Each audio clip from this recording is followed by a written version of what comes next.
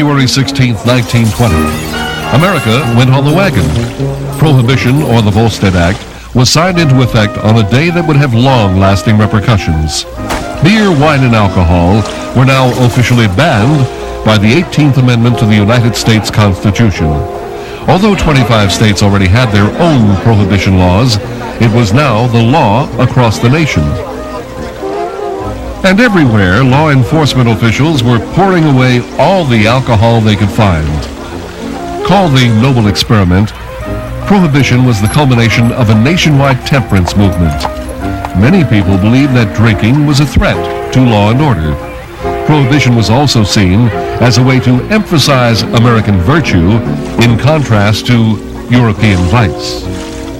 But it wouldn't be too long before Prohibition would cause a variety of unintended and unfortunate effects, including dividing the country instead of uniting it.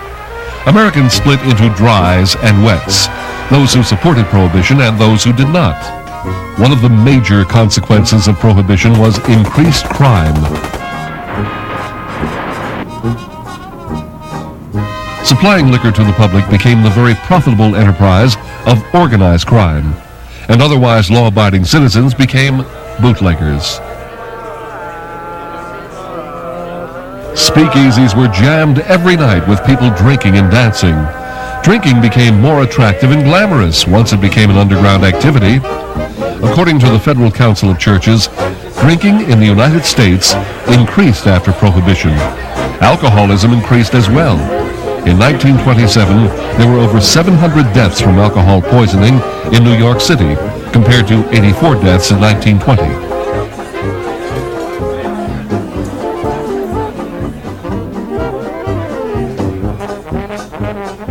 Rum fleets were to be found near many of the nation's busiest harbors, where bootlegging and liquor running were the most profitable. The United States created its own Prohibition Navy, including 4 cutters and 8 speedboats, all armed. The law enforcement vessels were given sanction to fire directly at the rum runners. The booty that law enforcement officials confiscated from bootleggers showed that they were well stocked and organized. Gangsters like Chicago crime lord Al Capone got rich supplying the huge amounts of alcohol. It is estimated that gangsters made $15 million in profits from their liquor business in 3 years. Law enforcement had its hands full trying to apprehend offenders to the Volstead Act. In 1923, estimates show that almost one-half of the nation's district attorney's work was on prohibition cases. Enforcement was costing the nation the current equivalent of over $100 million a year. A 1926 newspaper poll showed that Americans were 5-1 against Prohibition. Franklin Roosevelt's campaign promise to repeal Prohibition helped propel him to the White House.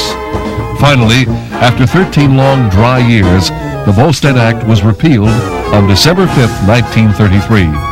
The great experiment that began on January 16, 1920, had turned into the Great Failure.